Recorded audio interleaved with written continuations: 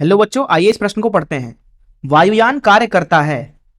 पहला ऑप्शन है आर्किमिडीज के सिद्धांत पर, दूसरा ऑप्शन है पास्कल के नियम पर, तीसरा ऑप्शन है बर्नौली के सिद्धांत पर, चौथा ऑप्शन है स्टोक्स के नियम पर। आइए इस प्रश्न की मुख्य अवधारणा की चर्चा करें। मुख्य अवधारणा, देखिए हमें समझना पड़ेगा कि एक वायुयान आखिर उड़ता कैसे है।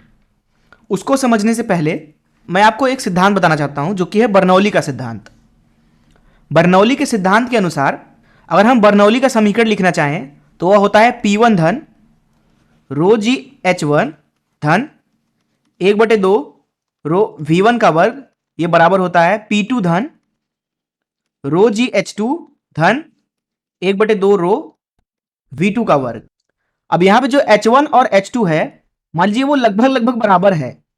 इस अवस्था में हम बोल सकते हैं कि जिधर का गति ज्यादा होगा उधर का दाब कम होगा, वहीं जिधर का गति कम होगा उधर का दाब ज्यादा होगा।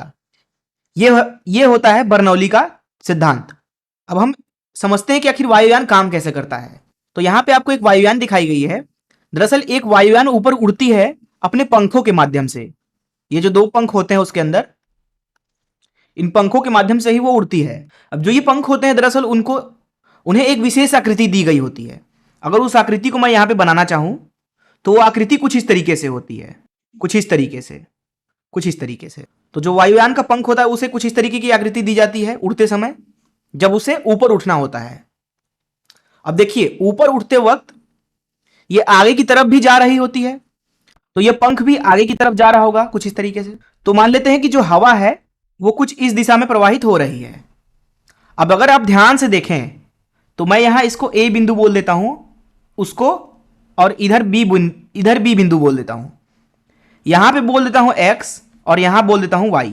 अब यहां पे जो हवा है उसको दरअसल इधर से इधर जाना है, तो कुछ हवा ऊपर से जाएगी, कुछ हवा नीचे से जाएगी, लेकिन जितनी हवा इधर से घुसेगी उतनी हवा इधर भी आनी चाहिए, क्योंकि घनत्व तो नहीं बदलना है।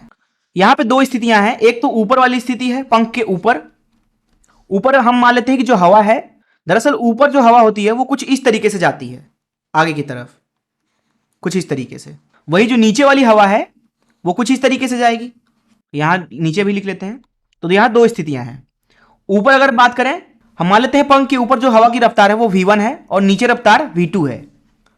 अगर आप ध्यान से देखें तो ऊपर जो हवा है उसको A से X जाना पड़ेगा, फिर X से B। वहीं अगर नीचे देखें तो नीचे हवा को A से Y और Y से B जाना पड़ेगा। अगर आप ये वाला रास्ता देखें तो ये ज्यादा लंबा है, वहीं ये वाला कम लंबा है। अर्थात जो यहां से यहां तक की लंबाई है वो दरअसल यहां से यहां तक की लंबाई से ज्यादा है। इसलिए ऊपर जो हवा है उसको ज्यादा तेजी से चलना पड़ेगा, ताकि जो हवा नीचे से आ रही है और जो हवा ऊपर से आ रही है पंख के, वो एक ही समय पर यहां बी बिंदु के आसपास मिले। अर्थात जो ये वाली हवा है और जो ये वाली हवा है वो दोनों एक समय पे ही इधर पहुंचेंगी। अब इधर एक समय पे पहुंचने के लिए जरूरी यह है कि जो यहां पे V1 है वो दरअसल ज्यादा हो V2 से, क्योंकि जो A से X, X से B वाली जो रास्ता है वो ज्यादा लंबा है A से Y और Y से B तक जाने वाली रास्ता से।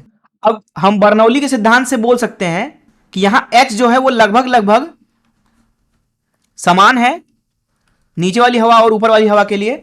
इसलिए हम बोल सकते हैं कि जिधर ज्यादा रफ्तार होगा उधर दाब क्या होगा, कम होगा। इसलिए यहां पे P1 कम होगा P2 से। P2 मतलब नीचे वाला दाब, P1 मतलब ऊपर वाला दाब।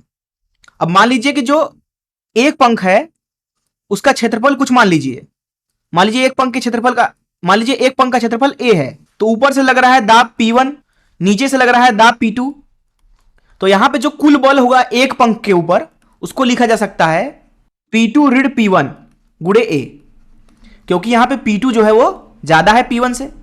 ये हो गया किसी एक पंख के ऊपर बल, जो कि क्या होगा, ऊपर की दिशा में होगा। अब बल आपको ऊपर की दिशा मिल रहा है तो सीधी सी बात है कि जो हवाई जहाज होगा वो ऊपर की तरफ उड़ने लगेगा। तो इस तरीके से हमने समझा बर्नौली के सिद्धांत से कि एक प्लेन को आराम से उड़ाया जा सकता है आसमान में, उसको ऊपर की दिशा में किस तरह से बल मिलता है।